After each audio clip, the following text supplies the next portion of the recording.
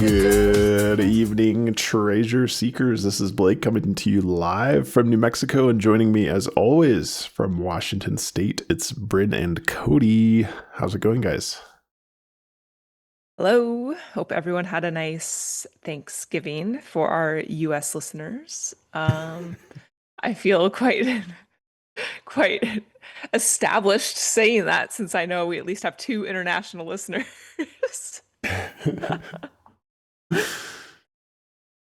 What's even more crazy is that as this episode comes out, it'll be December 1st, which means our next episode is going to be our 1 year anniversary of the podcast. How crazy is that? Wow, that's impressive. I didn't go back and look to see when we started exactly, so I don't know. That's actually kind of surprising how fast we got started with this after the book's release, I guess, just a couple weeks. Yeah, I guess you're right. Originally I was thinking October, but it wasn't even October. Yeah, No. without hesitation. Yes. I remember at the end of the year feeling like we had done so much podcasting, and now looking back, it was like we had barely gotten started at that point. Well, we were doing the 2 episodes a week. We were doing 2 episodes a week. We must have been 3 episodes in at that, or 3 weeks in at that point, but I think we had a couple backlogs, but still. Yeah, we've come a long way. Yeah, that's awesome. Good retrospective. So December 1st also means we'll be kicking off our exit escape room advent calendar. I saw one person leave a comment that they purchased it so they could do it along with us. Oh, good. I'm really excited. That's awesome. Nice. Yeah. So maybe every week, if there was like a particularly fun solve from one of the little escape room mini games that week, we can discuss it a little bit. See if there's anything we can glean from it to apply to the treasure hunt. Perfect. We'll drop our advent calendar escape room hints every week from here on out. All right. Should we get into a non-news-ish news segment?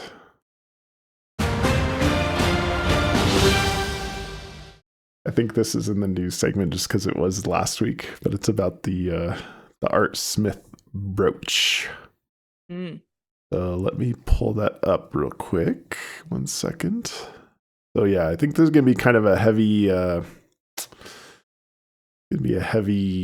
image episode for those who are listening.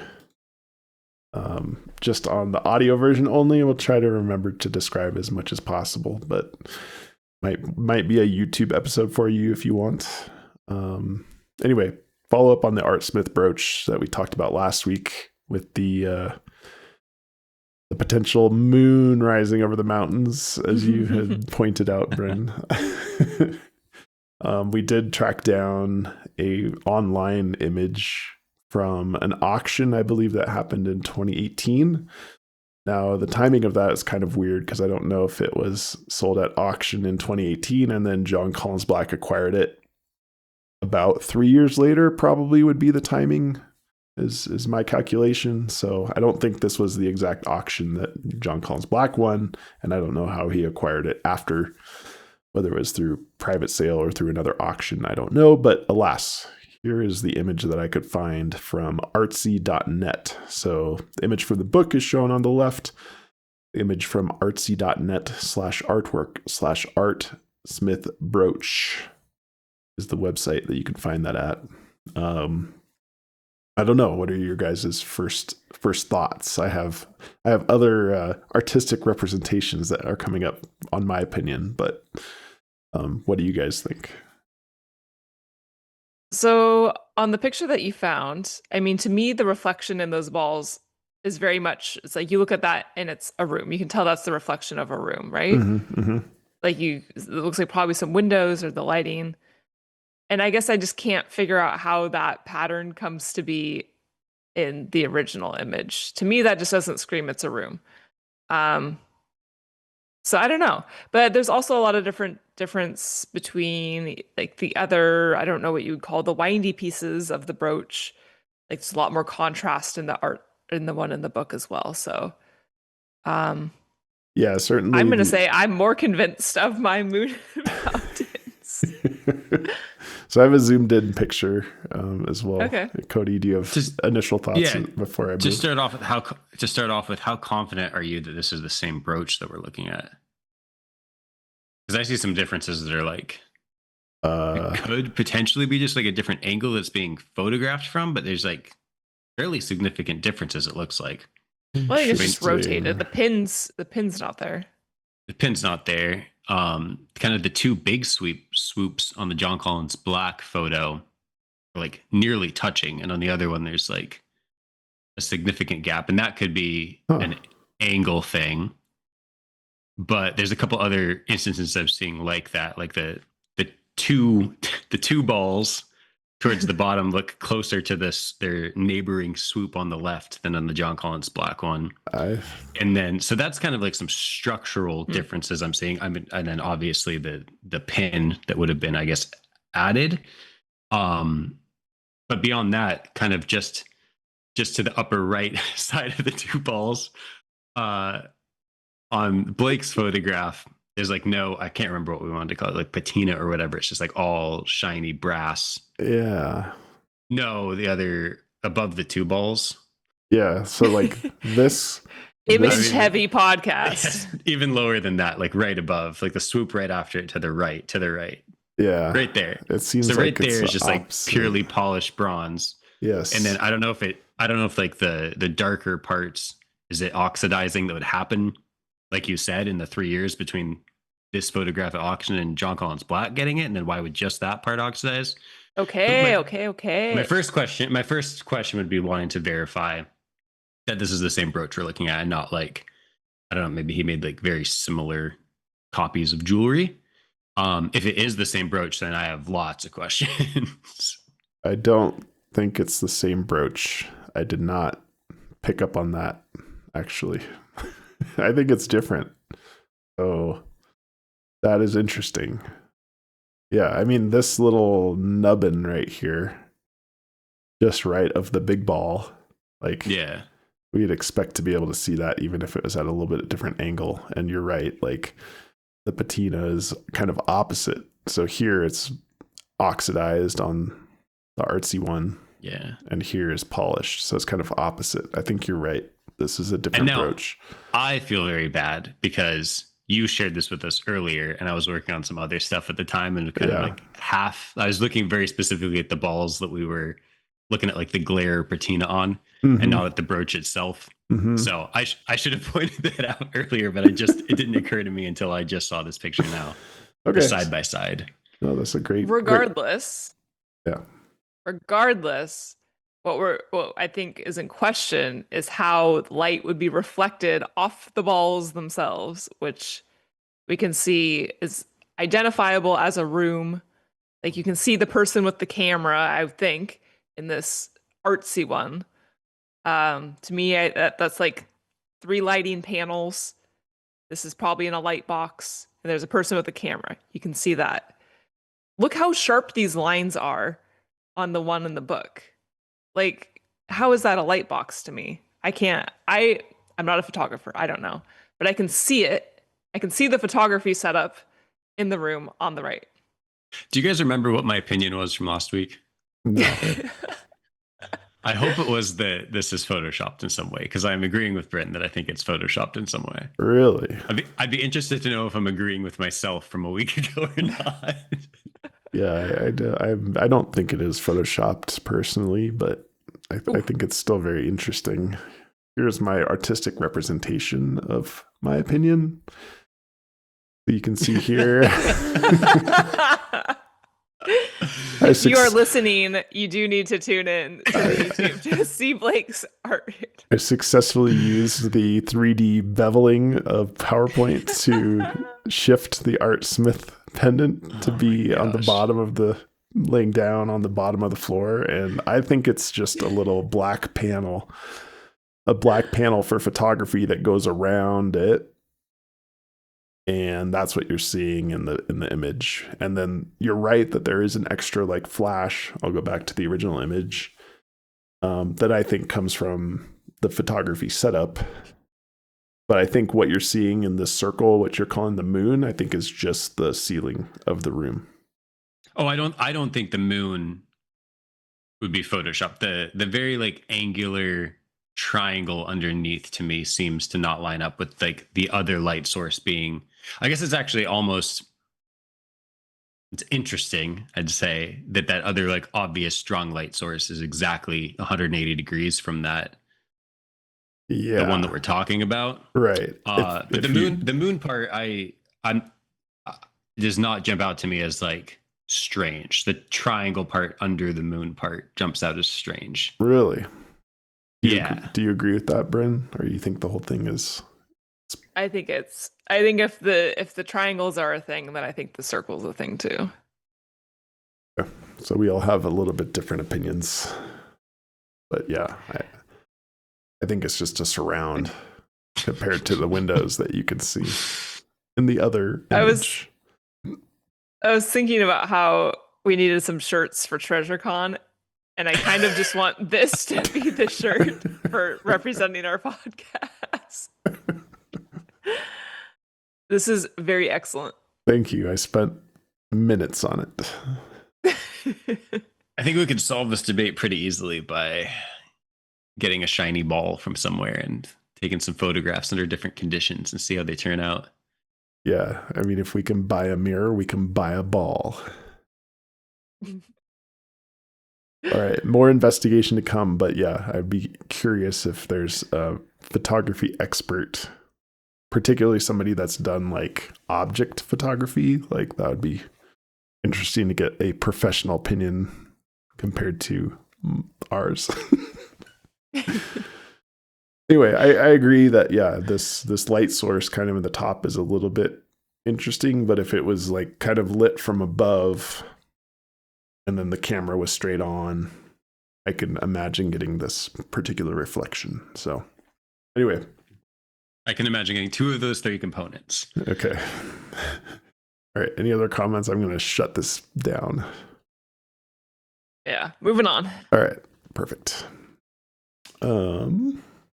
What's next? I guess we have a what's more likely. What's more likely? Cody, you want to lead us off on what's more likely this week? I do. I've actually got two of them this week. Excellent. And the one I'm going to do first is a slightly different format because it's not just two options. There's four options. Oh, wow. And I think what I'd like to try and have you guys do, if you can keep track of everything I'm going to say well enough, is probably like either rank the 4 1 to 4 or just like tell me if any jump out as particularly interesting. Okay. Because I'm going to address kind of 4 different approaches I'm taking towards the Appalachian Footpath box. We had talked in a previous episode about a couple previous episodes, I think, about Jon Collins-Black's comments that there are 3 different ways or multiple different ways, kind of depending on how he phrased it, to solve the Appalachian Footpath box. That got me really excited because, like I was saying, I feel like if he came up with 3 ways and I come up with 3 ways, the chances that there's no overlap, that like I picked a correct way and that there's just 6 different ways of interpreting that map, just feels like the numbers don't add up and it's all in my favor. So it got me excited about that one. So I started looking into kind of different, I'd say in some cases, more unique ways of trying to interpret that map. So I'm going to go over kind of 4 categories and I'll give you a little bit of information to each one. And I'll see, again, either we'll rank them 1 through 4 or tell me if any of these jump out as particularly interesting to you. Excellent. So the first category I looked into is something to do with folding. And I think that, yeah, I think that kind of some clues that could maybe point you in that direction are just kind of the crinkled edges of the map.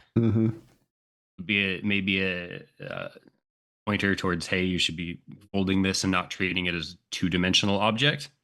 And then also the abundance of like strange different, like it's texture that's used to make the map look old, but it's like a lot of straight lines and diagonal lines kind of scattered throughout the map. I feel like that would be a good jumping off point of like leading you towards places where you could maybe be folding this map. That's a great idea.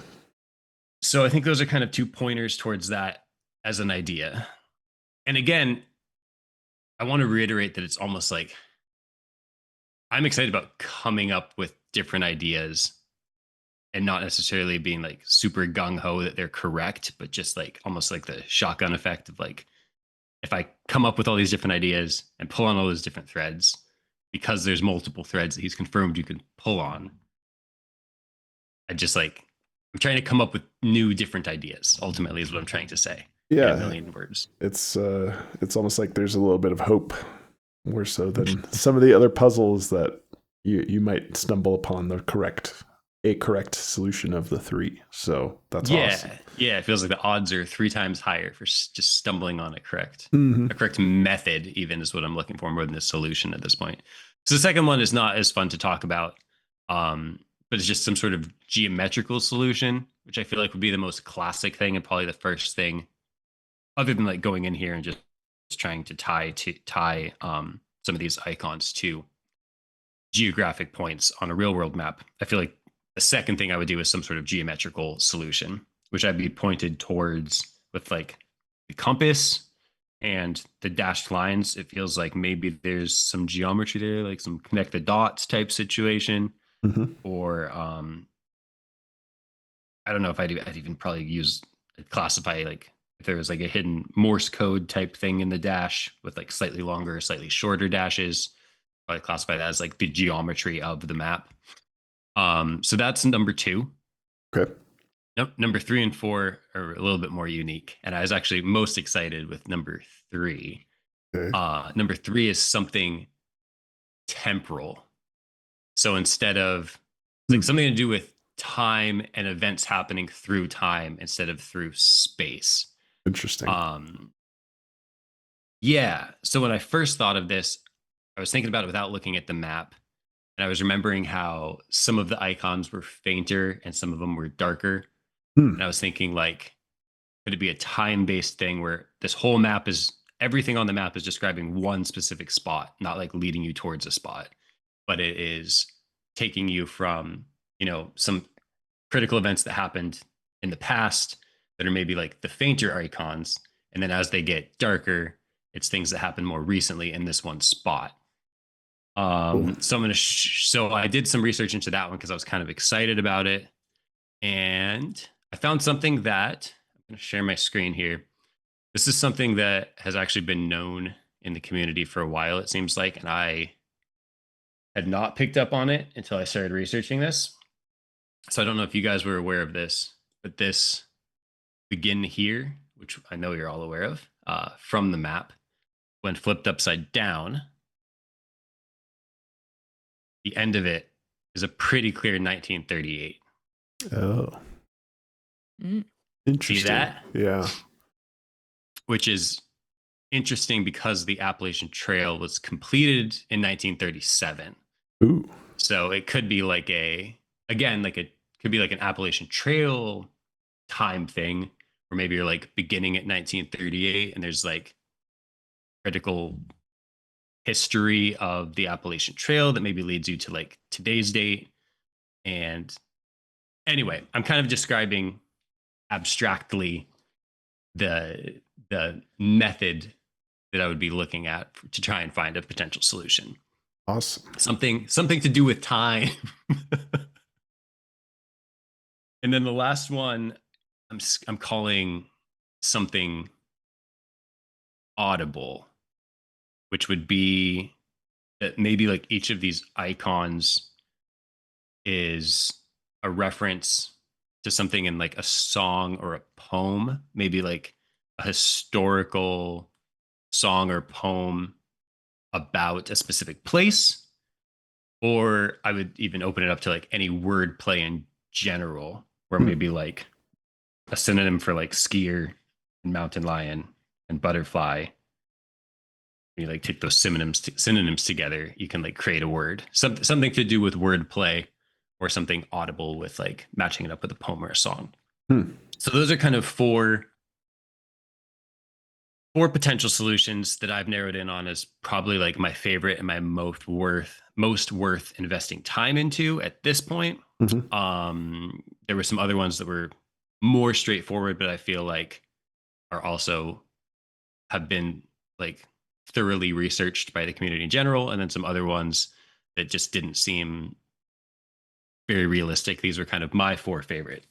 So that being said, how do you guys want to do this? You want to rank them 1 to 4, or just tell me if you found any of them particularly interesting or promising? Yeah, I think we can try ranking them. I mean, ranking them in terms of we think it's the most realistic just at first blush here. I'd say Most worth pulling on the thread. Okay, most worth pulling on the thread. I'm trying to figure out where to invest my time. I really like the temporal number 3. I like best. That one so much. I think I like the auditory one second. And in my mind, that one maybe if we're linking it back to kind of the JCB interview where he said 1 would get you to almost exact location, 1 would get you close for a grid search, and 1 would get you to a general area. I feel like the auditory one might be like a general area, right? It might give you a county or a trail, something like this. And then the other ones might be a little bit more specific. That's just my first thoughts. I like the geometrical one then after that, and then followed by folding. Even though I think the folding idea is very strong, because you could imagine those lines being kind of creases to lead you how to fold that. Have you found information online of people that have tried folding methods before? No, I haven't done a whole lot of looking at other people's solves. I did a little bit on the temporal one because that one, quite honestly, was also my favorite, and the one that I spent a little bit of time looking down, which is where I found, again, something that a lot of people have known about for a long time, and I just happened to learn about because I wasn't looking too much into the Appalachian Footpath box until the last week or two, which is that 1938, which in my mind, that's one of those ones that we've talked about, hints that we think are like, oh, that's for sure something. I would say that in my mind, that 1938 is almost certainly intentional with the way that he kind of the style by which he wrote the begin here. Okay. I just talked so much I forgot what the initial question was. I don't know if there was a question. I think it was more commentary. Bryn, I want you to rank yours, and then we'll make a request to my favorite Substack. Man, I don't know if I can be ranking them. I think because my opinions kind of overlap. Like, I think I'm most interested in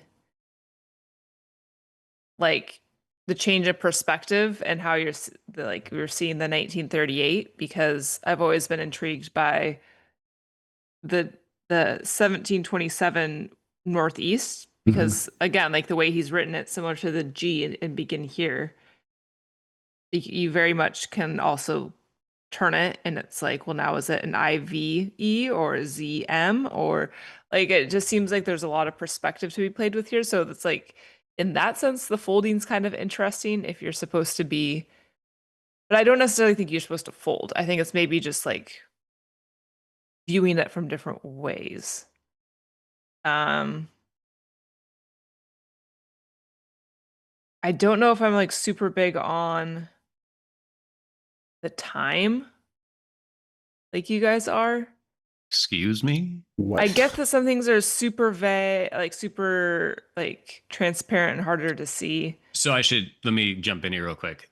That is the thought I had when I wasn't looking at the book, when I kind of first came up with the idea, when I came up with it. I don't think that's what it would be. I don't think it would be a lighter to darker icon anymore. I just think it would be something generally to do with probably the map being everything being about one location and not pulling you towards a location, and then it being more about events in time for that location than geographic things leading you towards the location.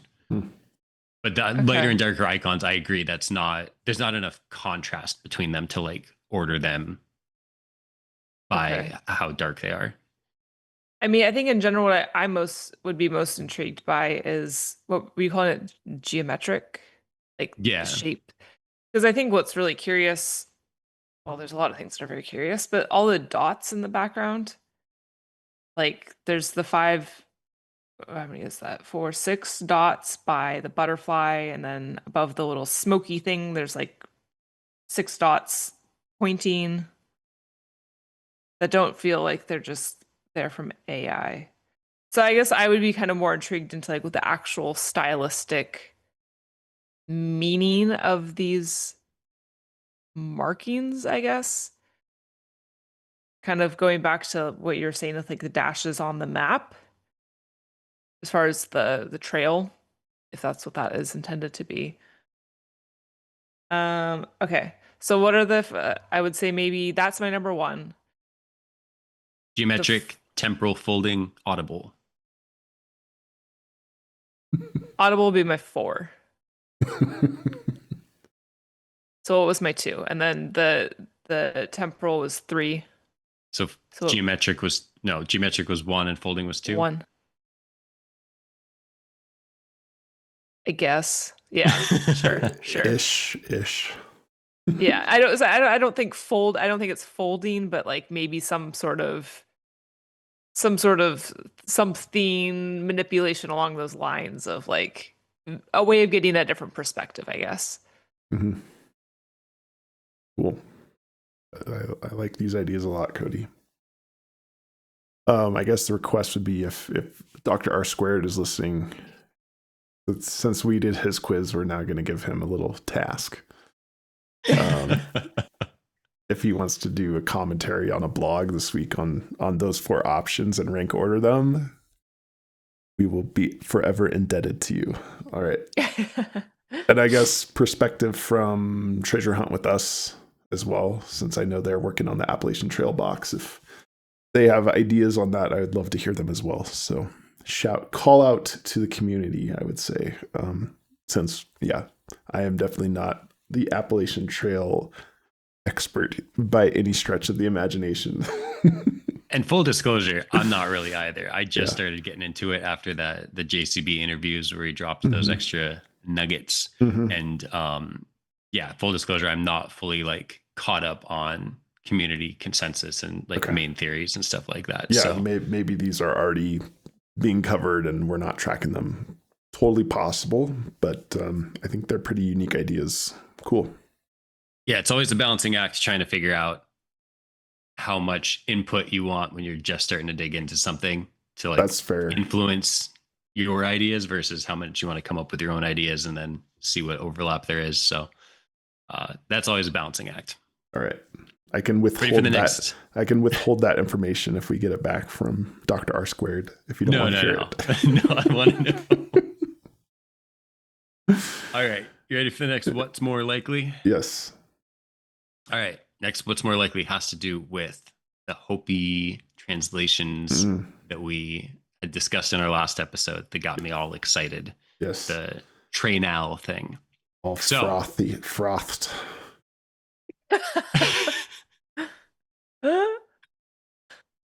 All right. So I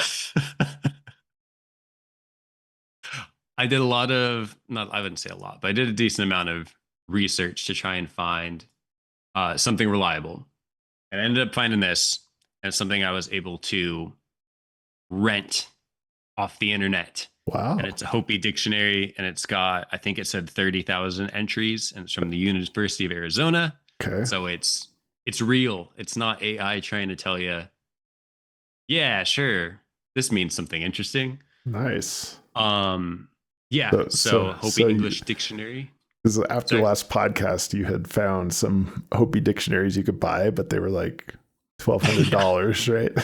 Some of them were like thousands and thousands of dollars. I'm glad you found a rental option. Yes, I found an online rental option. So Hopi English Dictionary of the Third Mesa Dialect.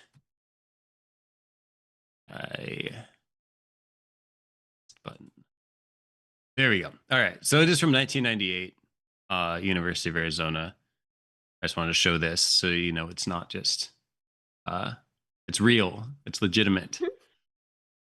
So what do I want to talk about? I want to talk about the train owl before I get into the what's more likely, because the last episode, I think the theory was that train owl, which uses the 6 letters that are underlined or overlined in the Hopi calendar, translates to, I think we're saying 3 trees. 3 trees, 3 stars is what I came up with.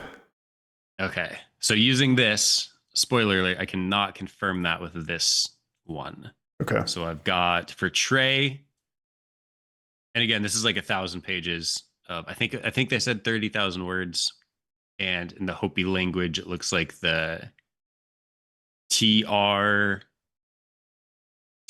go straight to TRI. So like TRE would be like very basically never used. Untranslatable. Did you notice if there was any E's at all? Because I don't see any E's on this page, actually. There are E's, yes. Okay. Yes, there are E's. And I will actually get to that in just one moment. Okay. So I couldn't get the Trey.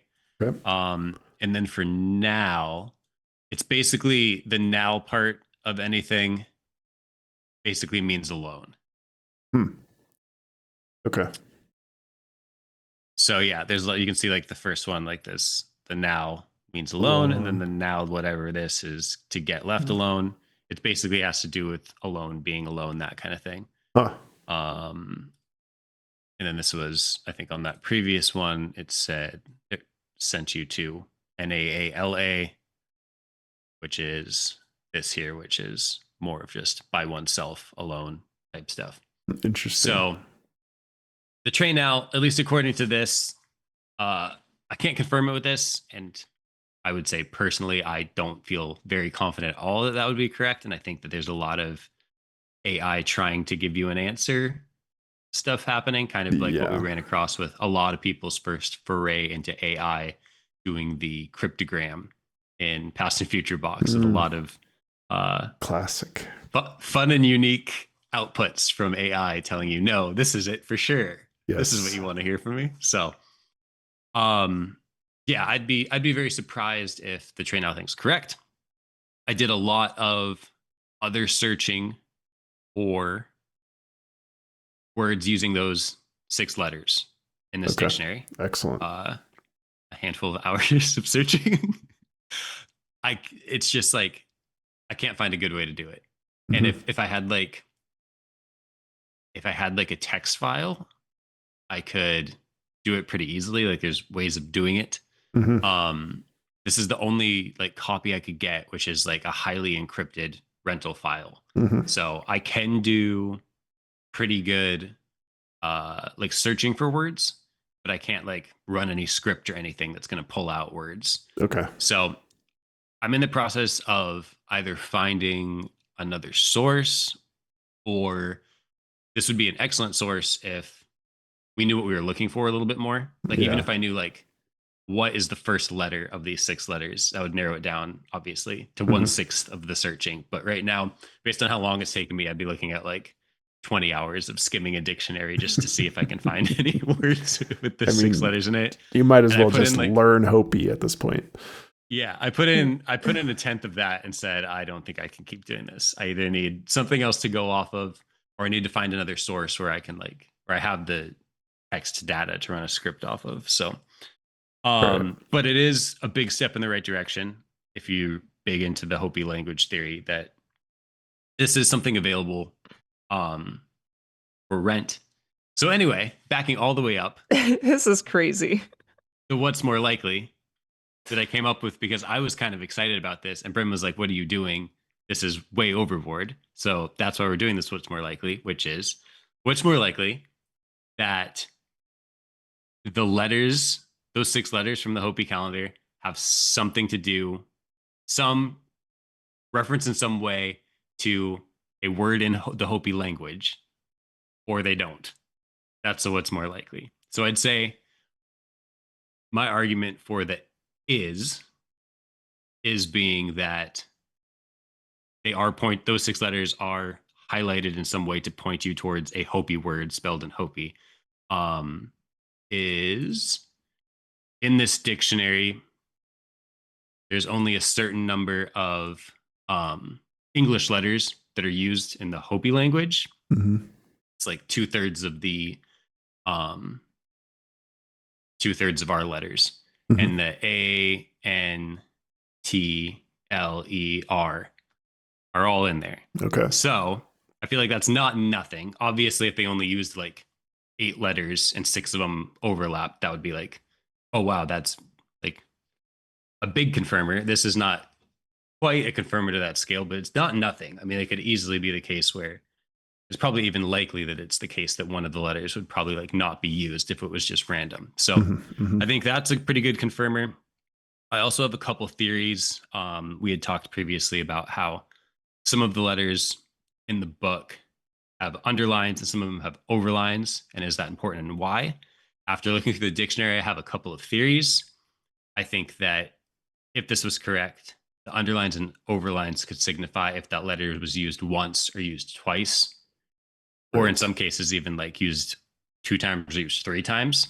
But basically, a way to signify how many times that letter is used. Mm-hmm. Or there's also a lot of like I don't know what they're called, but like the fancy accent marks on some of the different words. And I think that the over, the underlining could line up with like these letters have accents or these letters don't have accents. Mm. Um, Obviously, the argument for that is not a connection that's supposed to be made is that it requires quite a bit of outside research. And there's We can obviously stop there. That's it's all. That's not all needs to be said. it's not super readily available. I would Oh, say I would say I would say if we knew what word we were looking for, we already know what letters we're looking for. If we knew what word we were looking for, I could go online and I could get to this point where I could like verify it in this dictionary in like 15 minutes. Like I could do the research to find this, pull it up, rent it, and go verify it in like 15 minutes. It's hard because we don't know what we're looking for. We just have like it's these letters. So obviously we know Bryn's thoughts on the what's more likely. I'm very interested in Blake's thoughts on the what's well, more likely. let me explain myself. Like, first of all, it's crazy to think.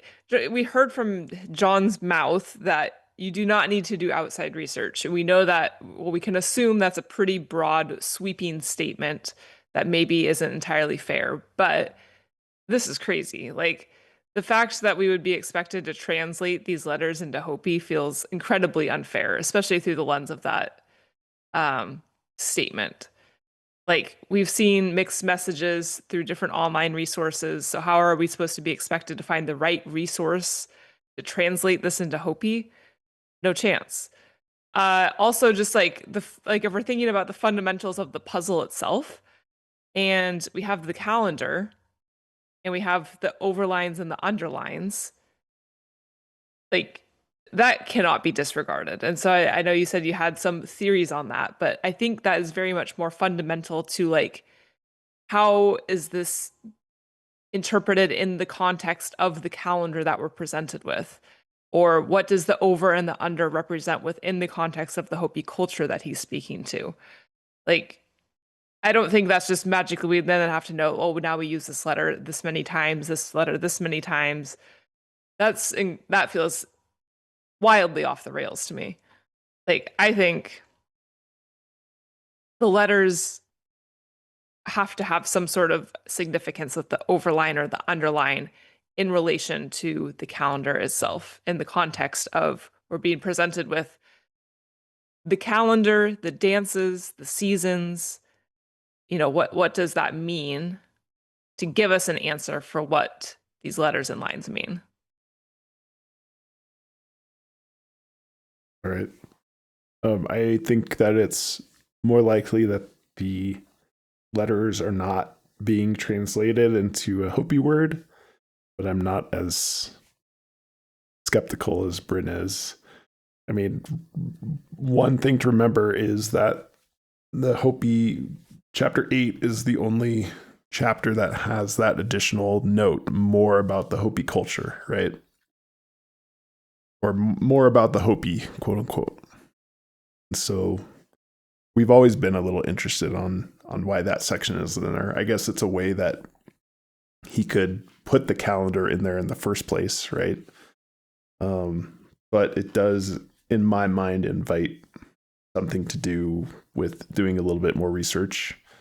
I agree with you, Bryn, that JCB is pretty clear about all you need is the book. I think this could be an instance of it's more likely that there's a better usage of those letters than doing this translation, but I don't want to discount it completely. I think it's very interesting. So I would like to push it a little bit further. I think what I want to do, Cody, is try to find that original website that I used to see if that matches your Hopi dictionary at all. Mm-hmm. One thing you didn't mention is that this is the third Mesa dialect, right? And we don't necessarily have information on the other ones, which argues towards Bryn's point more that that's way too much and way too deep. Yeah. Anyway, I think it's super interesting. I definitely lean heavily towards it's probably not the right solution, but I kind of like it. So look at it a bit more. I think where I just became so shocked is you're putting hours into this. Stop. You just stop. That's crazy. But you're willing to keep going. I like the theory. You need some hard evidence that that's what you need to be doing first. We're trying to generate it. I was so excited to have found a reliable source that it's at that point I was like, well, now I don't want to squander this opportunity to check out the reliable source. I didn't take a step back to realize how big of a task that was. But even the fact that if that was what we were supposed to do, you need more information to be able to do it. No one's expected to spend 24 hours skimming through. That's kind of what I was actually thinking is the more information part. Because I still feel like it's a very straightforward solution, which feels to me makes it more likely that it's that straightforward. But I could see how it might be something more you get led to during the process of your solve. You get led to some, national park maybe that has some big statue that has translations of common Hopi words, and one of them uses those letters versus you're supposed to go find a full dictionary and unscramble these 6 letters and figure out what word it works with. Maybe there's a happy medium there. I also want to say that if I was given this what's more likely question, I'm not sure what my answer would be at this point because I'm too deep, but I'm definitely not oh no, it's got to be it's got to be a Hopi word. I got really excited with the train owl thing.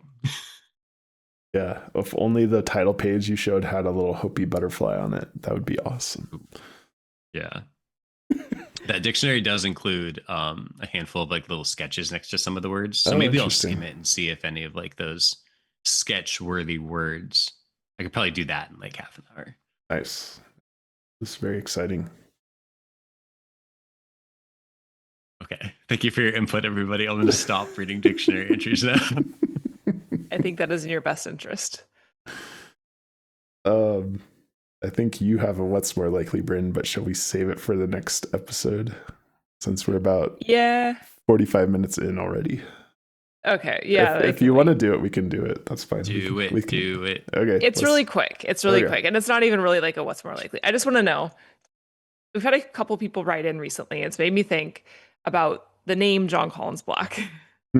And so I think it's understood that his original birth name was John Comer. And then for his music career, I think is when we can see his artist name was Jon Collins. Does that sound right? And then, so for this book, he's now Jon Collins-Black. So I want to know if you guys think the hyphen black is going to have anything to do with the solve, or when this is all said and done, you're going to be oh, that's clever. Black had something to do with it, or the hyphen, or any sort of. Do you think he made this his name for this book for any reason that is tied to the solve of the book? Never thought about that before. My gut reaction is it's more likely that the hyphen black has nothing to do with the solve. No, Okay. and solve being very loose, like there's an Easter egg there. I would say no. Okay. Not likely. Cody? Yeah, I'd also say no. I just had to double check, and you're right, because I was thinking that for some reason I had it in my mind that his band was called the Jon Collins-Black Band, but it's just called the Jon Collins Band. My guess would be he probably learned from the music career that maybe it was too generic of a name and he wanted something that was like easier to search. Would be my guess, and that would be like a reason for it. Um, my other thought that comes to my head is that he went with the name Jon Collins-Black for our Unbreakable Thread too, right? Yeah. So it's like his pen name. Yeah. I don't know if that really argues that much because I think he had the idea for the treasure hunt when he was writing our Unbreakable Thread. But yeah, I'd lean towards that it probably doesn't tie in with the solution. But I'm on the other end. I think there's going to be an Easter egg there. Hmm. Like I think when all is said and done, it's going to be like, oh, that was clever.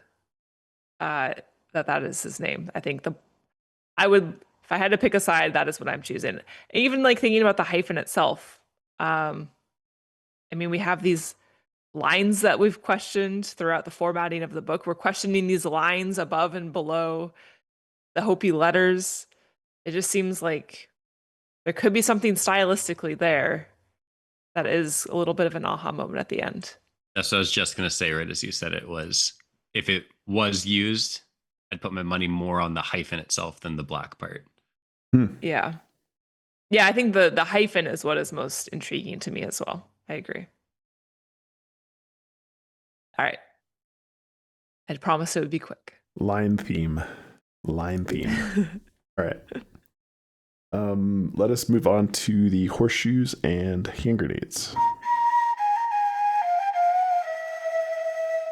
Bryn, you have horseshoes and hand grenades today? I do. All right, so this is for Pokemon Box, and pretty recently, Cody thought it'd be fun to play like the old video game, the Game Boy Pokemon video game. And so I thought, well, I could get on board with that and maybe I can find something interesting with the Pokemon box. And in the act of expanding my Pokemon knowledge, we do know that JCB references the original Game Boy games in the chapter. So which game did we actually play, Cody? I don't know which one we were playing. I think we played Pokemon Red. Is that on Game Boy Color? Because I think the images you sent me were colored. So Yeah, it's on Game Boy Color, either Red or Fire Red. okay. I get confused between the two. And in hindsight, I think we talked about this before, but in hindsight, we definitely should have played which one is it? X and Y, whichever one has Froakie in it, right? But I immediately just went to I'm gonna play the one from my childhood because that's the one that I liked growing up. Speaking of doing too much research, you played Pokemon. Well, it wasn't. We weren't like, oh, it's going to be research. We just thought it would be fun. I know. I'm giving you a hard time. Sorry. So Cody looked into buying Game Boys. And too rich for our blood for what we knew was probably just going to be a couple nights of entertainment. So he found an app where we could just play it on our phone. So that's how I got these screenshots. Okay. If you want to pull up the picture, Blake, I took a few screenshots along the way. I mean, this is me playing the game for maybe a total of an hour or so. And I just took screenshots of the things that jumped out to me as probably coincidence, kind of interesting in relation to the Pokemon box chapter. So the first one here, maybe you should take a quick rest, is the dialogue on the screen. So I thought that was kind of interesting because of all the rest references in the book. Interesting. Again, none of these are good. This is a horseshoes and hand grenades, but I thought it was kind of interesting. The next screenshot over is the two characters talking, and there's a sign in the background next to this garden, and the dialogue is, "Signs are useful, aren't they?" Which reminded me to Froakie pointing to the sign. Nice. And then we have you're in your own Pokemon. Oh, your very own Pokemon legend is about to unfold. And I think in the chapter it mentioned something about unfolding all around us, or I can't remember the exact line, but unfolding was used. And maybe this is my favorite. The dialogue is, "Oh yes, Professor Oak next door was looking for you." Because I've always been really bothered by the line, his friends and neighbors instead of his friends and family. So when you think about neighbors, you get to next door, right? Next door neighbor, and like there's definitely this door theme throughout the chapter as well. So I've always thought that was the reference for neighbors to get to next door. Okay, I think I have 3 more.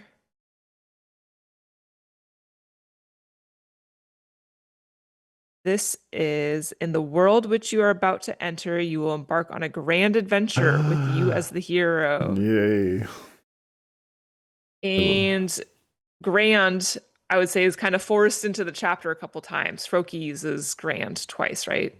Yeah, grand and amazing adventure, or grand and amazing delight, something like that. And yeah, grand is one spot else, but I've always been intrigued by that. Nice. All right. What are Pokemon? Pokemon are wondrous creatures that are shrouded in mystery. You may meet them all over the world in tall grass, caves, the sea, and more. They appear to grow. Sorry, my mouse is lying. To grow obedient to the trainers that caught them. So I think I maybe just liked this because of the emphasis on trainers, because of, of course, John Coltrane. Is that somehow tying us back to the concept of the trainers, and he didn't have time to train Froki. And then also the mystery, because he talks about, mysterious and hauntingly, and felt like the language kind of fit there. And my final screenshot, it's crammed full of Pokemon books because they're crammed in the station wagon, crammed in the back seat, right? So crammed was always an interesting word choice, and it just jumped out seeing it here in the game as well. Nice. So I don't think any of this really helps with anything, or it seems like quite a few connections to like keywords from the chapter, though. I mean, I think maybe like if it was a connection, it's just kind of him writing the chapter in the voice of the Pokemon game, maybe. Like, what would this get us? I don't know what this would get us. Yeah. Signs are useful, aren't they? I mean, it just ties to the game. Coincidences. Yeah, it's probably a coincidence, but it is very interesting. Those are good finds. There are those overlaps, yeah. I was laughing at first because all of your screenshots are from Pallet Town, which is that's as far as I made it. Which is like the opening, like 1% of the game, the opening little city part, like the tutorial. But then I was thinking, if JCB didn't have a history with Pokemon and he was like dipping his toe in the water to get a feel for like all the different medias of Pokemon, he'd probably do the same thing, right? Like heavily weigh into like the first part of things. So I have a level 69 Dragonite. So I played a little bit more than Bryn. Wow. Congratulations. Bryn kept dying to level 2 Pidgeys. I didn't know what I was doing. I was trying to explain to Cody that I kept dying. He couldn't figure out how I was dying. It was just like, apparently I was doing something wrong. I don't know. It's not my brand of tea. Skipping your turn. Something like that. Resting too much. Speaking of brand of tea, I think you give a guard, like a big plot point of this one is that you give a guard a tea to get access to the next, like he says he's too thirsty to let you through, and you go get a tea and you give it to him to get access to the next city. You should look into that. Maybe. It could be. All right. Very good research. You guys both went down different rabbit holes for sure. Let's get into the mailbag. Mailbag. We've got mail. Bryn, you're also tackling the mailbag today. First mailbag is from Justin. He said, I just finished watching your episode discussing colors. So this was a few episodes ago now. I apologize. I found this when I found the red herring. So Justin was also the one that revealed the potential red herring as you shine the light through on the Scotty image. Awesome. Okay, so he said, same photos, same backlighting trick, but when backlit and you apply blue or red lens, simple 3D glasses work. A pretty neat trick happens. I think he leads us to see it. See my pictures with the glasses. Then see the other two and notice how when viewed through the different colored lens, the red sapphire disappears. So does this mean blue reveals the truth and red is the red herring like I found before? Ooh. So he sent in a few pictures, and if you could pull up the first one, Blake, where it's like the 3D glasses next to, yeah, there we go. So I thought this picture was pretty clever to have the blue and the red next to each other like that, because it is like a pair of 3D glasses. Yeah, and I know image there's is mirrored image of the stone. Something of a mirrored image, but kind of interesting. I like that. I like that picture. Yeah, I like that perspective a lot. And I know there is all sorts of arguments for, like, you know, you wouldn't have to buy anything to view through a certain color or anything like that. So that's a whole different can of worms. But just this picture I saw, and I was like, oh, that is pretty clever. So then we can go ahead and take a look at the red and blue images as well to just get eyes on what he was talking about. So yeah, there you can see the red herring again. And the blue potentially revealing the truth because you don't get the red herring, right? Interesting. Yeah, that's quite a fun find, I would say. It is fun. I don't know if I've bought into it necessarily, but it's super interesting, and I like the approach for sure. Yeah, I've taken those red lenses before. Just the red though. Look at that Pokemon image, right? Yeah. Because of his ruby red eyes comment in the chapter, right? Mm-hmm. But also didn't have as much luck as he's had here, Justin. So that's cool. Yeah. Thank you, Justin. Okay, and then I have two from the RealWadeWats.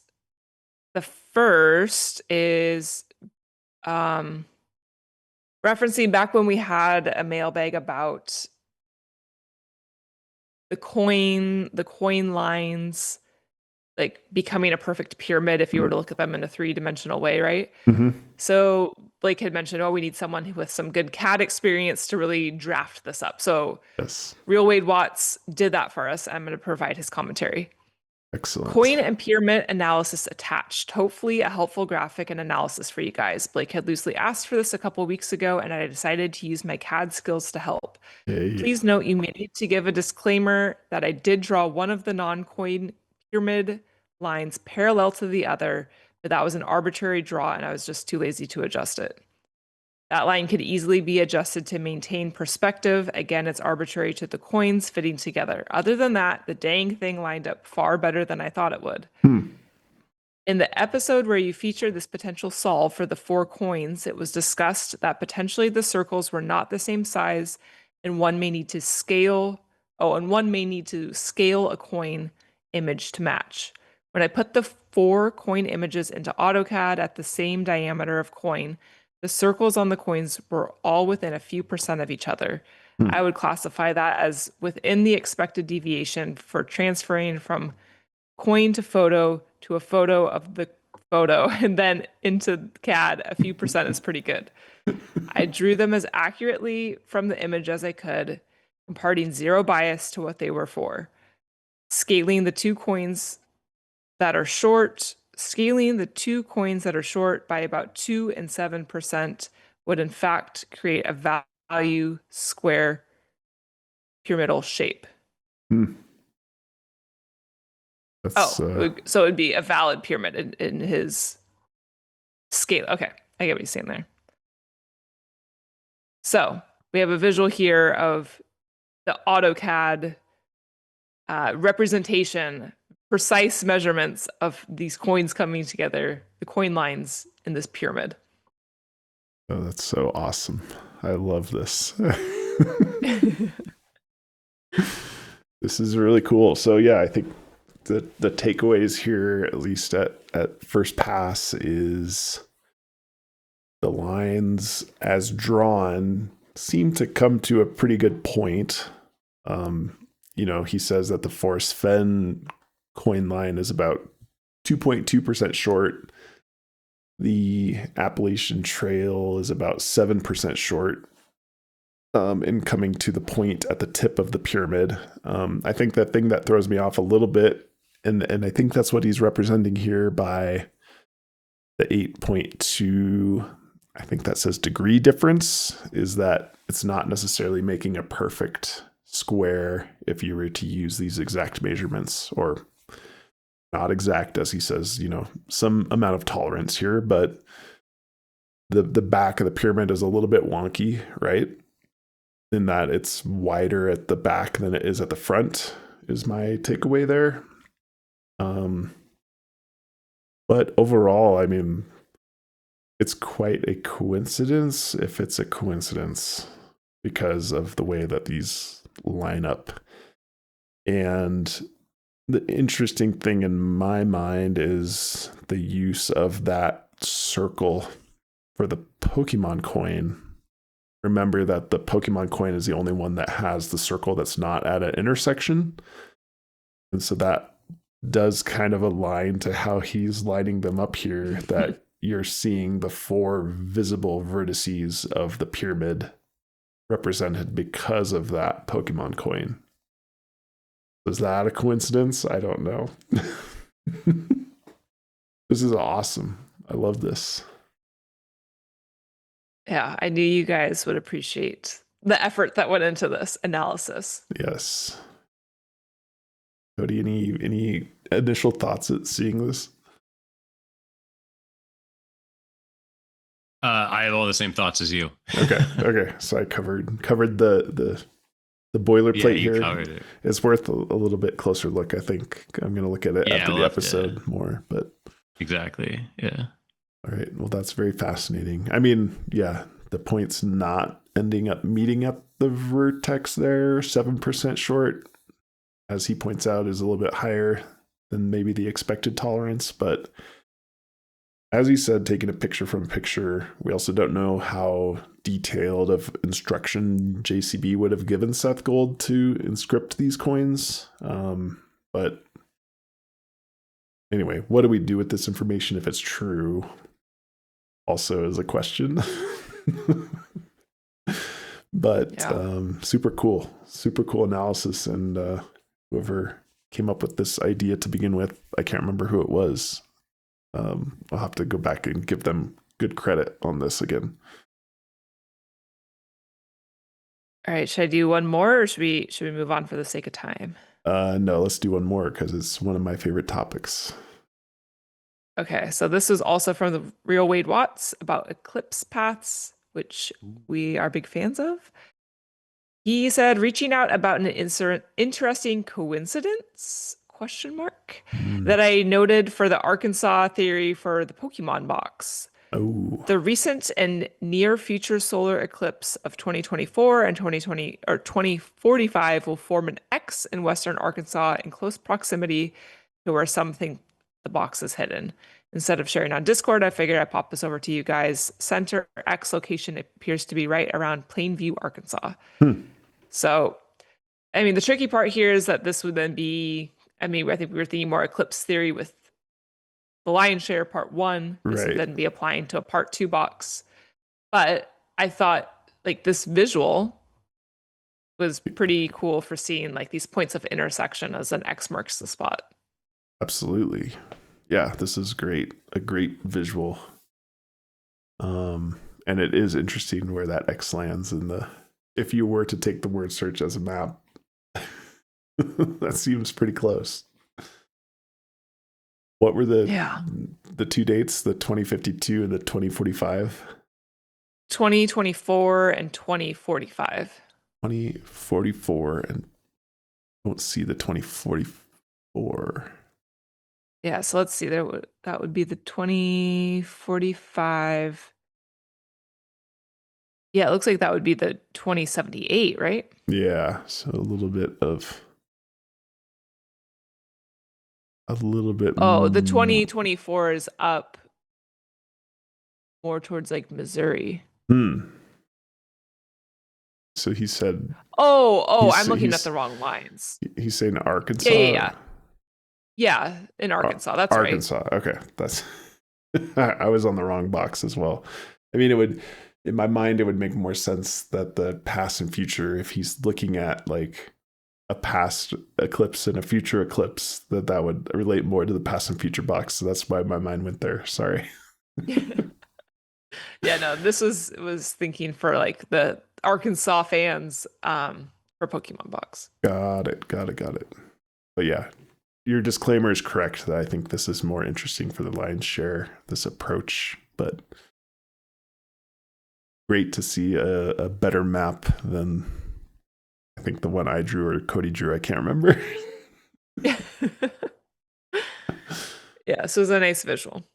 There's actually, I'm seeing a handful of X's over some points of interest. It almost seems like the kind of thing where it could be like a theme for all 5 boxes, maybe. They're all hidden near X's from different eclipses. The one thing I do remember from, and this was obviously a handful of months ago now at this point that we kind of did our deep dive into eclipses, was that there were different types of eclipses. And I think there were a lot fewer like the types of eclipses that we were really interested in the United States, which was like the total. I think we were interested in it because it formed a ring, right? Circles of gold, exactly. Maybe from Joyce Serenade. So it was the moon over the sun perfectly, so that you get that perfect ring of gold from the sun. The corona. Yes, which only happens in like not only along a path, but then also like in a certain area along that path is when the actual moon intersected just right over the sun. So they were a lot less frequent. So I'm thinking that I'd have to look into it more, but I'm thinking that this map is showing like all the different types of eclipses. It also doesn't have the indicator that shows where it's like that perfect eclipse center. So that may be all the different eclipses, and which I mean would still be valid for sure. Just a different approach than I think we were taking the first time. Awesome. All right. Good mailbag per usual. Get into the Discord detectives.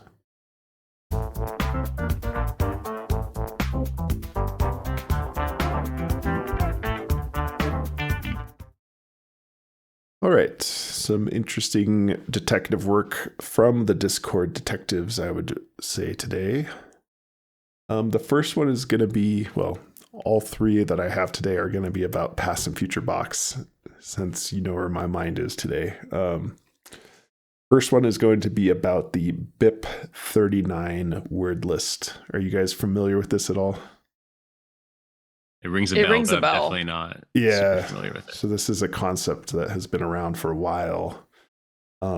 Basically, there's a passphrase that you can use to store or recover your Bitcoin wallet or other cryptocurrency wallet. And it's typically a 12-word phrase that you can put together to recover your wallet.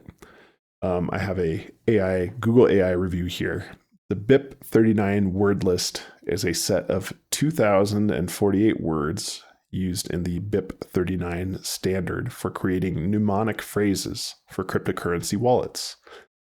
These phrases are easy for humans to remember and are used to generate a wallet seed, which can then be used to recover the wallet's keys. So that's the very basics of the BIP 39. And the interesting thing is that there is a number of BIP 39 words that appear in the word search. So that's the topic of conversation. A user on the Kalazar's Discord, BL, has brought this back to the forefront. He says, or they say, I don't know if it's a he or she, they say, it seems this group moved away from the BIP 39 word coincidences. I'm curious why, especially with the chapter context. In quotes, it seems complicated, but it's really quite simple. They are numbers that can be written down. So I know you've been drawn towards that phrase quite a bit, Bryn, in your late night thoughts. So I liked that being mentioned again. Also, phone number area codes used to represent the first two letters of the central office. Anyone looking into quote unquote past BIP 39 like codes. BL also says JCB was poking around Bitcoin forums years ago trying to understand how the 12-word recovery process worked. He is at least well aware that the Bitcoin passwords can be simplified into 12 words from the BIP 39 list. So I have a screenshot to share.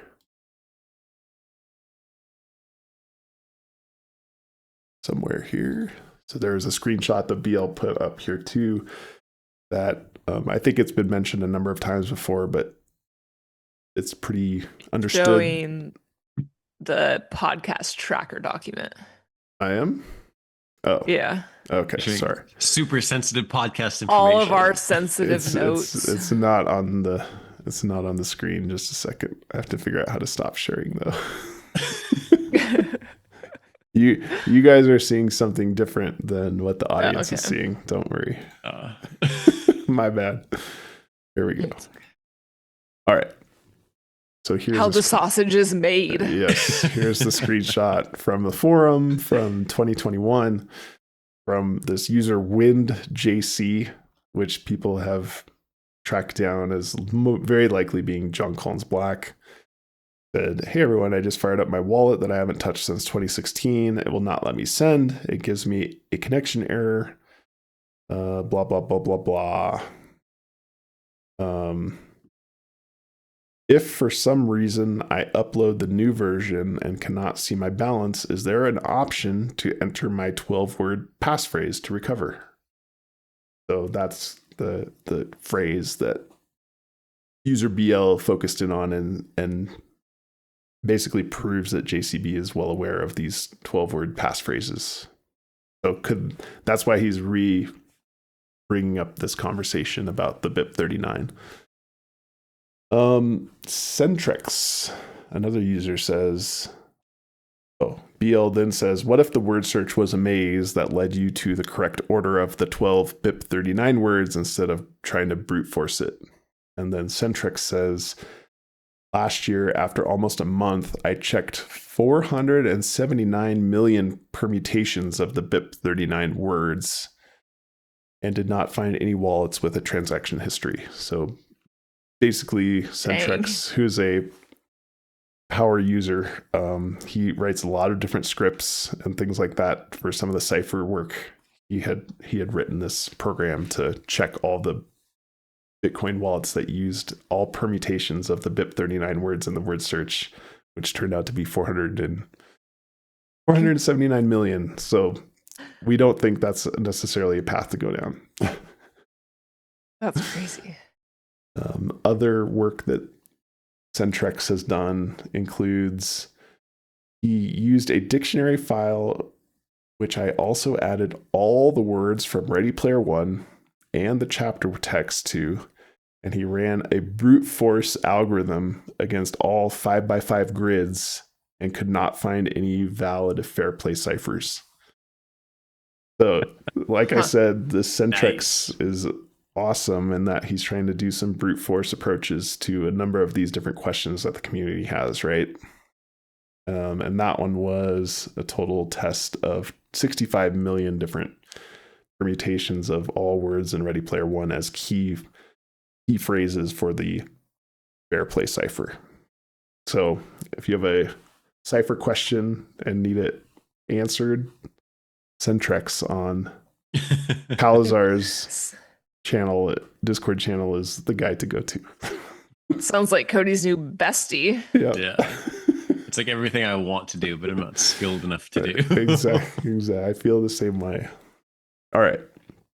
The next one is also about past and future box. Professor Jones says, "Is this a fun puzzle?" And let me zoom out slightly here. I'll move us as well. Okay. So he posts actually a little video, but I'll do it myself. If you start here and count 19 over, you get here, count 3 down, 1, 2, 3, 1, 2, 3, and then another 11, 1, 2, 3, 4, 5, 6, 7, 8, 9, 10, 11. And then you go 12, 1, 2, 3, 4, 5, 6, 7, 8, 9, 10, 11, 12, 3, 1, 2, 3, and then 5, 1, 2, 3, 4, 5. Based on the direction of the numbers that are written out in the word search, you land on this G, which, as we've pointed out a number of times, is the weird G. It's the really, weird G. really weird out of place G. Of course, Centrix had also figured that out. He said 9 months ago.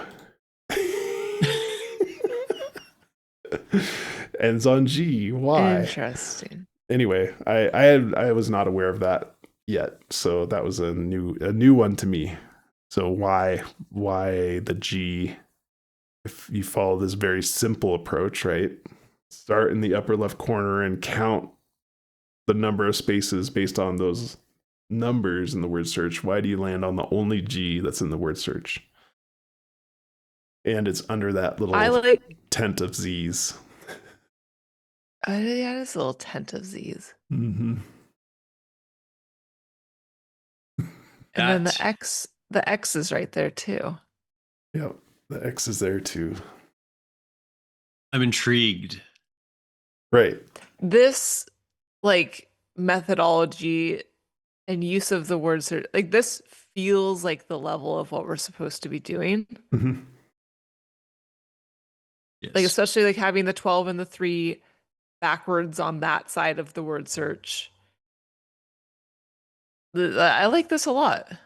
It's also something that's completely independent from the other solves that we found in the word search. It'll be super easy to create. It's not independent of the Caesar cipher though. I'll push back a little bit on that. If you believe the Caesar ciphers, right? Those definitely make use of those numbers. But I feel like they could be integrated in if it's the 12 and the 19 that are used in the Caesar ciphers, depending on which ones you like and don't like. So it's certainly not all of the numbers. And so it does make it seem more feasible for JCB to design it that way. But I agree with both of you that I like this approach. What does it mean? I don't know. Is it a clue? Is it one of the 5 clues though? Yes. All right. Solved. I'm just reading here. So in cryptocurrency, G can refer to the generator point. So it is a constant point used to generate public keys from private keys. Anyways, I just what could G potentially represent in the context of the themes of this chapter? Mm-hmm. Could be interesting to look into. Yeah, great find here by Professor Jones. It's a thinker for sure. I think we should call out too, we all said, the weird G. But I don't know if we acknowledged, just to catch people up, Cody did a letter analysis of how many letters you would expect to see in the word search compared to the English language. And you should expect to see a lot of G's in this word search, and there's only one. So that's why the G is weird. It was by far the biggest outlier. Yeah. Mm-hmm.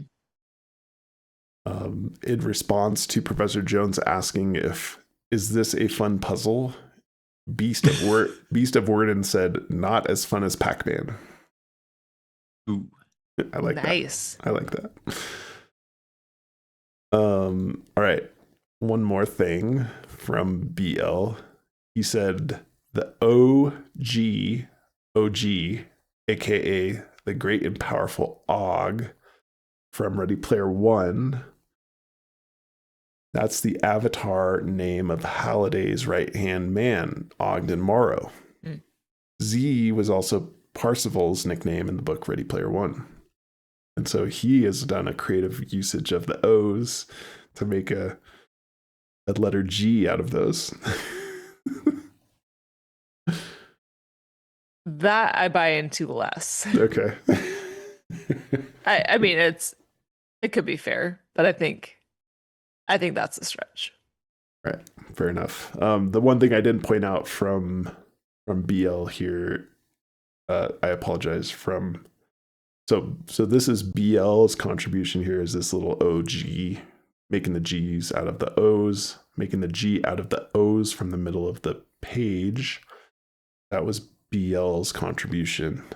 Professor Jones is the one that showed this original graph. One thing I didn't point out from Professor Jones is he highlighted this column that's above the G and anagrammed it to say, I see one letter Z. I think, as you guys know, I don't put too much stock into those full line anagrams based on some of the examples I've given before in past episodes, but this one is kind of interesting, I would say. Is that G indicating that column is special in some way? I don't know if I buy that, but that was one thing I didn't comment on here. Sorry. Yeah. Yeah, because then it's omitting the G itself. Mm-hmm. I is just a single, and then I and Z are just single letters. Mm-hmm. Yeah. I'm always more amazed by these than you guys, for sure. I'm easy to impress. Cody, you have gut reactions to this?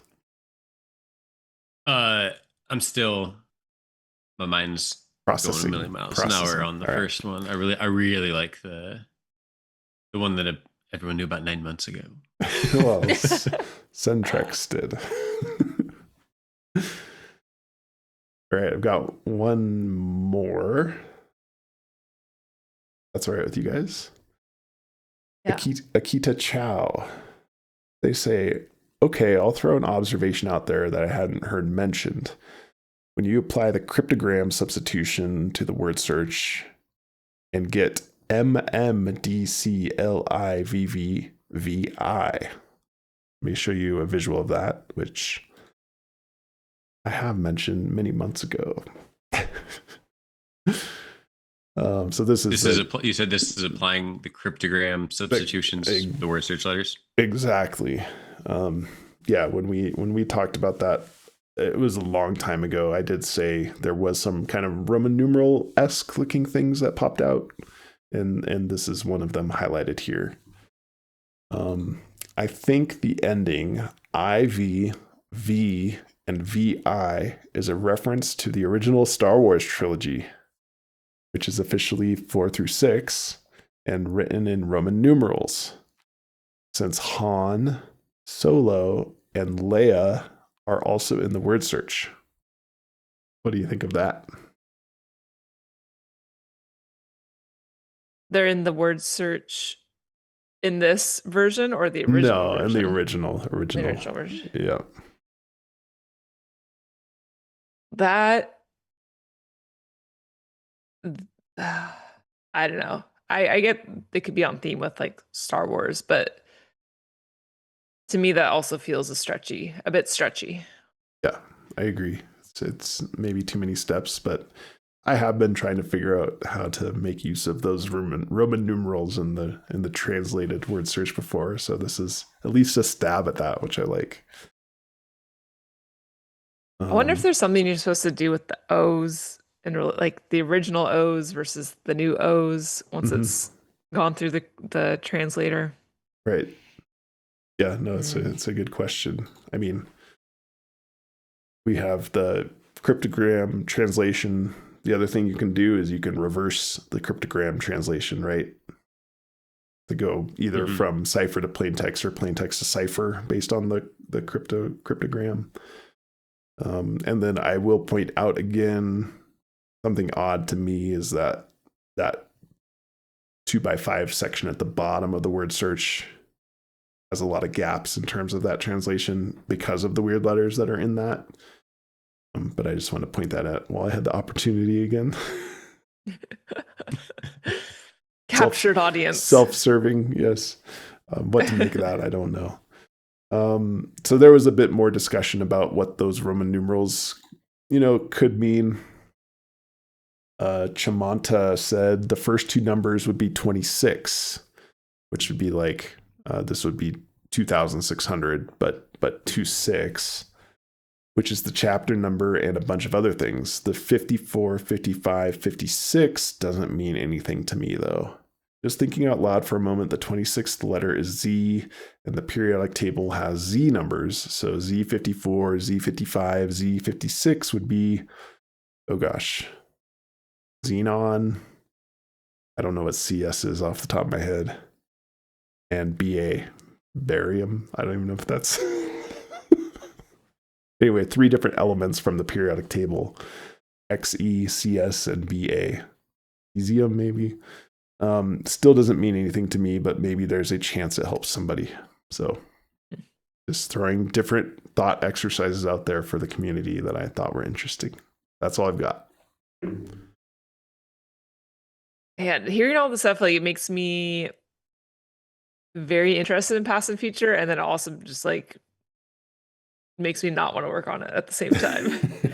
We were very heavy on past and future box the first few months, I think. Oh yeah. And so this was all kind of bringing chills back to me. Mm-hmm. It's also, what it really makes me think about is when JCB's designing it, my thought is that he's designing it for a single person to solve, right? But then you also have to keep in mind that whole community is going to be working on it and discussing it to some extent. So it's like, when I see how many different approaches people take and how many of them seem valid, it's like you can't expect one person to try all these different solves, but at the same time, if you created a puzzle that one person could solve, it'd be too easy for a whole community to solve. So right. I don't know. That's what I'm thinking about as I'm seeing so many different approaches, and so many of them seem like this is worth pursuing. And it's like there's just not enough time in the day. Yeah, it seems like the attitude towards the past and future box is to keep it more simple, back out. But then people kind of got in a fluster again when JCB commented that not all 5 clues of the word search had been solved. So then it's like, well, we haven't gone deep enough. So it's kind of a double-edged sword for sure. But I agree with you, Cody, that it seems like that's why, I had my finger on the pulse of the Discord. It's like, we can do this at power in numbers, right? And it doesn't seem to be the case yet. Yeah, it's almost like we should be spending more of our energy identifying ways that he's pointing us to specific solutions versus my nature, I know, is to be like, I don't care what he says. Give me the grid. I'm going to brute force it until I get something that comes out that looks interesting. Right. So right. Maybe I do need to be focusing personally more on what is he directing us to do and what hints is he giving us. And Brent's going to say, that's what I've been telling you for a year.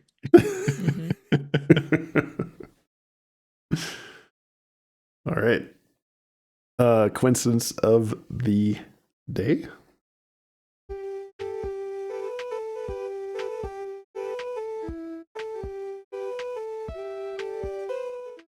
Cody, you have coincidence of the day. Yeah, this one's kind of... I'll say one thing. Yes. This is, I told Cody, this coincidence is too good for coincidence of the day. Oh. I think it's a really good one. Okay. That's all. Continue. It's the one I texted out the other day, Blake. Oh, nice. Yeah, it's better than we opened a Pokemon card and it was a Froakie, but... Slightly better, yeah. So I was looking a little bit at Appalachian Footpath box, which I always want to call Appalachian Trail Box. In our notes, I even put the abbreviation AFP box, and then I didn't remember what that was later because I cannot get it through my head that it's footpath and not trail. Anyway, I was doing some looking into it. I was interested in like specific numbers and how I could kind of mess with different numbers and see if anything interesting happened, kind of like what I was just talking about, just with no guidance whatsoever from JCB. Just put some numbers on an Excel spreadsheet and start manipulating them until something comes out. So I put down some numbers that I could find, which was that it's 2,197 miles long, that it's 3,536 kilometers long, handful of other things. And I just started manipulating all the data. And one super interesting thing that I found, I'd also marked out mile markers for like some like significant features on the trail. Mm-hmm. One thing that I found was that when you take the number of miles that the Appalachian Trail is long, 2,197, and you subtract the number of, other way around, mm-hmm. but you subtract that from the number of kilometers it is long, which is 3,536, you get the value 1,339. And according to my Google results, at mile marker 1,339 is the High Point Monument. And of course, we know High Point is a phrase, 2 words, that is literally written on the map in, I believe, the upper right-hand corner. So that just seemed weird because I'm not like manipulating numbers that JCB has like any control over. It's just like the length of the trail in miles and kilometers. But I thought maybe he's doing something to draw your attention to like maybe like conversion of units or something by putting High Point and having that be the difference. So I was excited about that, texted it out to you guys, and then I had to rescind my text a little bit because my Google results on that High Point Monument being at exactly mile marker 1,339 was, again, I think a little bit of the internet telling me what I want to hear. However, I mean, it's still, I will share my screen here. Mile marker 1339 is still in High Point State Park. It's just like 5 miles south of the actual monument that I was interested in. So still, you subtract the value of the number of miles from the value of the number of kilometers of the trail, and you get the mile marker that puts you in High Point State Park, which is listed on the map. Coincidence? I think so. But it seemed like a wild coincidence. It seemed like a really wild coincidence when the High Point Monument was literally right on that mile marker. Little bit less when there's like 15 or 20 mile markers there in High Point State Park, but still something that kind of made me raise an eyebrow a little bit. That's a super cool find. Yeah, we were both very excited to receive that text. So too bad you had and then I had to send a second text. Sanity check a little bit. Yeah, exactly. I still think it's pretty good though. If it were numbers that JCB had more control over, I think I'd be more into it. Yeah. But it's numbers that are set. But I guess, I don't know. Yeah, I guess at the same time, it's like, if for some reason he's wanting to draw our attention to like different units and conversions of units, and maybe there's like signs on the trail that have like this many kilometers, this many miles, would this be a way of doing it? To say, hey, this is the number of miles, the number of kilometers. If they just like look at these two things and look at the map, I'll write High Point right on the map. I mean, maybe it could be something. I still am leaning towards coincidence though. Okay. But maybe a small amount of bolstering towards any theories that have to do with like looking at unit conversions. Yeah, no, it's really cool find. I would have been very excited as well. Other unit conversions are there? Maybe something for elevation. Fathoms. Anyway, all right. Food for thought. Great. I think that's the episode. Any parting thoughts, or should we log off? Log off. All right. Thanks everybody for tuning in. We'll see you next week.